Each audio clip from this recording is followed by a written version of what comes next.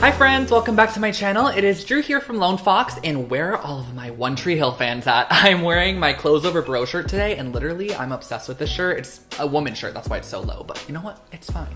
Pulling it back a little bit, okay? Honestly though, I'm a humongous One Tree Hill fan. This video literally sounds like it's sponsored by One Tree Hill. It's not, I swear. I'm just a humongous lover of it. I actually flew all the way to Wilmington, North Carolina, checked out all of the places, bought this shirt at the gift shop. It was a really fun time. So yeah, besides the point, today I'm going to be doing a dollar store DIY decor video, and I think you guys are going to absolutely love this one. I actually needed to go to the dollar store to get a couple of items unrelated to the video, and I figured while I was there, I was gonna browse the aisles a little bit and see if I could find some stuff. And guys, literally these ideas were just flying into my head, and I was like, oh my gosh, this is going to be such an amazing video. So I really hope that you guys love these projects. There are a total of 4 of them, and if you are not already, make sure to subscribe to my channel, become part of the Lone Fox family, and I also post brand new content every single week on home decor and DIY. And last but not least, you can follow me on Instagram at Lone Fox Home. I post a ton of behind the scenes stuff over there. And without further ado, let's jump into today's projects because they are really cute, affordable, and honestly really fun to create. So for this first project, I'm going to be sharing with you how to turn a dog toy into a chain link decor. I don't know if you guys have seen these online, but chain link decor has kind of been trending for a while. You can basically put this on top of a shelf as shelf decor or on top of a coffee table, and they're normally constructed of like marble, metal, or some form of wood, and they range anywhere in price from like $50 to $200. I was walking through the aisle and saw this dog toy, and I was like, let's make this into a chain link decor. To start off this DIY, I'm going to be using this dollar store rope dog toy and also some Model Magic foam clay that I've had in my stash for a while. It's in a blue color, but do not worry, once it's dry, we're actually going to go ahead and paint it, so you can get this in whatever color you would like. And I actually opted for the foam clay because I find that the foam clay actually cracks a lot less than the traditional air dry clay. So if you're applying a very thin layer of this on top of a surface like I am for this piece here, I find that it cracks a lot less, which is really nice for a project like this. So basically, I took little pieces of the foam clay and I'm going to be wrapping it around the entire width of a chain link. So how you're gonna do this is I took a little piece off, kind of flattened it, wrapped it around, and then kind of just used my hands to mold it in a shape that I liked. And then you're gonna go ahead and work on your second piece. But the thing is that once these links start to kind of connecting or touching, the clay does stick together. So how I solved this issue was I used a little bit of saran wrap and I actually put it around the first link, and I let the second link then rest on top of it where the clay was already done. So as you can see here, I'm kind of maneuvering it over, laying the second link on top, and then I'm gonna work through the second link ending to make sure that it's fully covered in the clay. And I also covered the little plastic attachment, which is used to kind of connect the rope pieces, and everything just kind of works seamlessly in the end. So as you can see here, I'm adding a second piece of the saran wrap. That way I could then go ahead and work on my third piece and wrap that piece in clay as well.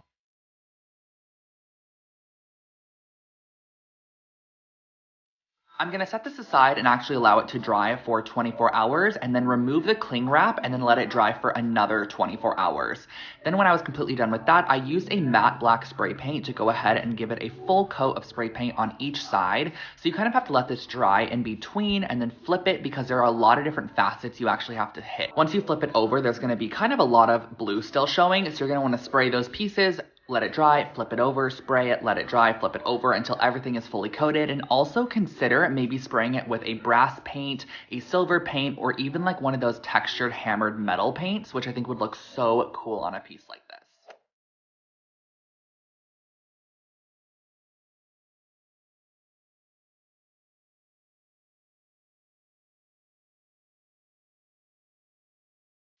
Jumping into project number 2, I really wanted to share this one with you guys, even though I feel like it's very self-explanatory because all I'm doing is spray painting, but I absolutely never knew about terracotta spray paint until I was scrolling on Amazon one day and saw terracotta spray paint, and I ordered it and instantly fell in love with it. It is such a cool medium to use. If you're a fan of terracotta or just like natural earthy tones, this is a great spray paint to use. So I'm gonna link it below for you guys if you are curious, but we are going to be using this on some Dollar Tree vases and like glassware and ceramicware to essentially turn those pieces into more of a terracotta look.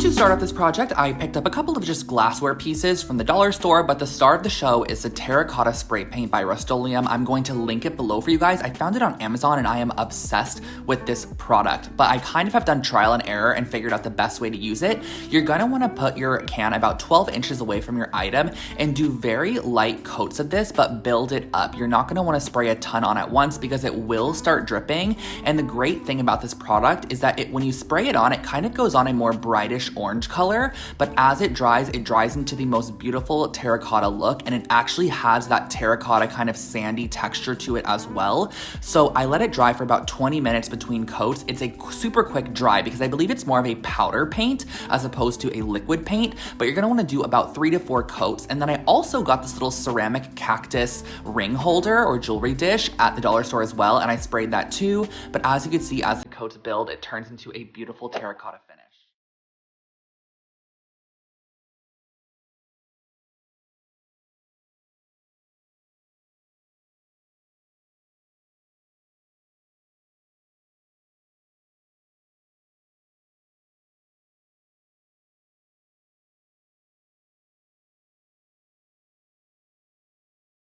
I'm sure a lot of you guys know my love for macrame, and I wanted to create some form of macrame project within this video, and I found this dollar picture frame. It's a 5x7 frame, found it at the dollar store, of course, and I figured why not create a macrame frame? I don't even think I've ever seen a macrame frame before, so I figured let's create one today, and that is exactly what we're gonna do. For the macrame picture frame project, I used this 5x7 frame I found at the Dollar Tree, which is actually a really pretty frame, and also some macrame cord from Amazon, which I will link for you guys below. So what I started off by doing was measuring 5-foot pieces of macrame cord, and originally I was like, oh, I'm gonna need 5 pieces of this to make it wide enough to cover the frame, but I actually ended up only using 4 strands in the end. So I just went ahead and I taped this down to a heavy work surface. You can also use a clipboard or directly on top of a table. I just did it on this wood piece here. I used some tape and taped it down. Now this is a little bit out of order, but basically how you're gonna do this knot is you're gonna create a 4 shape and then pull the string up through and then repeat it one more time, and that's going to be your knot. So you're gonna create this 4 shape, pull the string up through, and then just tighten it up, and that is your knot, and then you're gonna work onto the next strand. So as long as your strands are just kind of nicely lined up together, you're gonna be able to really weave this kind of nicely, and it kind of creates a diagonal shape. So as you can see here, I'm gonna create my first knot, and each knot consists of 2 passes. So you're gonna do your 2 passes there, then you're gonna work onto your next strand. So you're gonna do the 4 shape, 1 knot, and then you're gonna do 1 more knot, and that is your full knot there. So as you can see, I kind of wanted to go ahead and see if the picture frame would be covered by this. This is when I started off with 5 strands, then I switched back to 4 strands, and this is just a very, very continuous kind of loop from here on out. So you're just going to be doing the 2 knots to create your knot and then work onto the next strand. And as you do this, your strands are actually going to transfer to the right, and you're just going to be continuing the process. So as you can see here, I'm finishing this up at the end. Then you're going to grab your leftmost strand and continue the process again, working from left to right.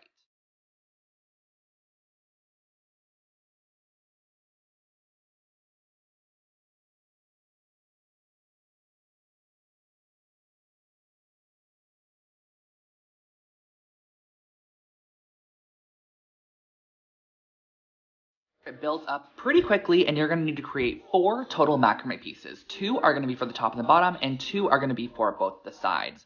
So I started off by adding glue to the top of the frame, and then I'm going to be placing down my macrame piece that I created for the top, and then what you're going to want to do is also glue down those ends. I did the top and the bottom first.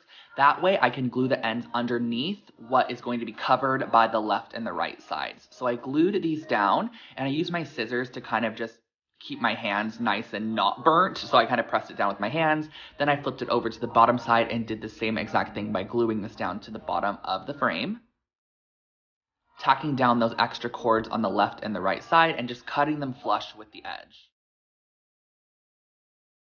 Then we're gonna work over on the side. So I added a little bit of glue there, and then I took the piece that is for the side and pressed it on and kind of pressed it into that little crack on the corner. And then all the way down, you're gonna wanna glue on the side of that frame and just press your piece down. And keep in mind that if you macrame a little bit more, the great thing is that you can kind of undo some of the knots if it's too long, but it could be a little bit more challenging to add knots. So I suggest macrameing a bit longer than you think, and then you can cut off any additional pieces. So as you can see here, I'm kind of unknotting it a little bit because it was just a little bit too long. And once you unknot it, you could then glue it into place and just cut off the strands flush to the knot that you created. I'm working now on the opposite side, gluing that piece down. And that is really how you create the macrame frame. It is pretty simple. It's just 4 continuous macrame pieces.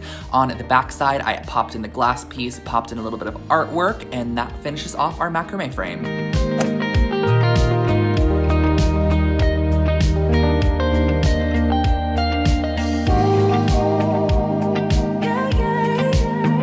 This project was such a fun one, and it actually came together perfectly. I had the idea in my head when I saw a laundry basket at the dollar store, and I took the laundry basket, brought it home, and constructed it into a hanging caged pendant light, and I am obsessed with how this turned out. I think you guys are going to love it. This project probably cost me a maximum of $10.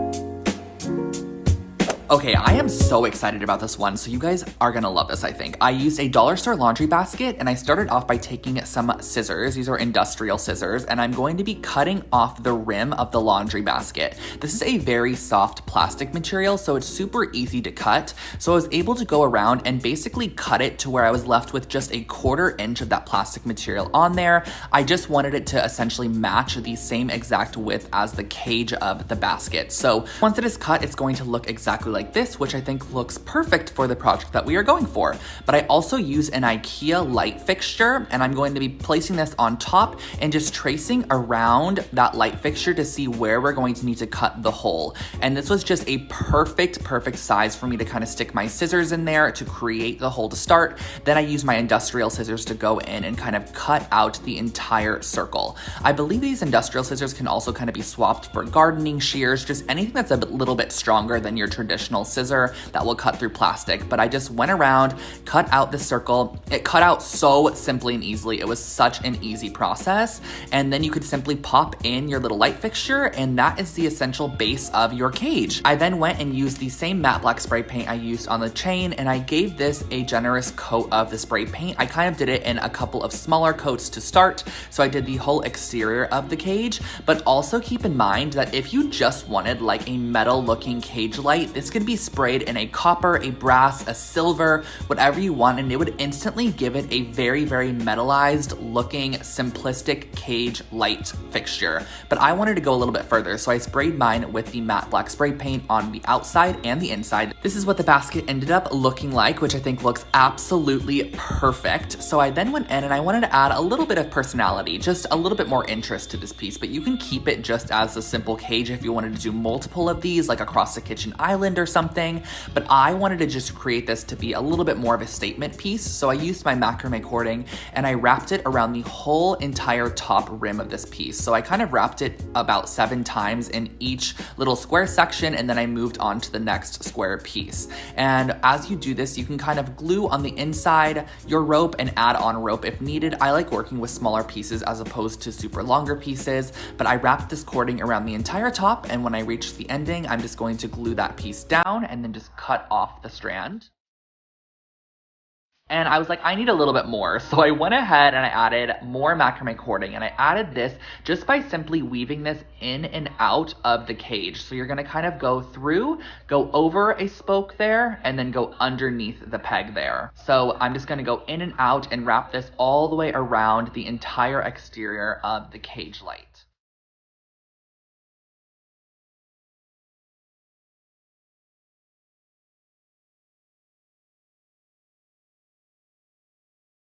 And the great thing about this light is you can personalize it. So let's just say you wanted to add macrame cord on the top. Maybe you wanted it in the middle. Maybe you wanted no macrame cord. Maybe you wanted the entire thing to look macrame, which I think could look so cool and such a statement piece. I decided that I just wanted to add a little bit of macrame towards the bottom just to kind of make it look a little bit heavier towards the bottom, just because I feel like that gives it a nice weight to the piece, but I also believe that this adds a little bit of interest. And I also suggest gluing down once you are finished, just adding a little dot of glue underneath so that way the rope won't fall, and then just kind of press that rope on. This kind of finishes off our pendant light here. I'm going to pop in our IKEA light fixture, screw on the back side, screw in a simple little bulb here. This one has a vintage aesthetic, and that finishes off our light.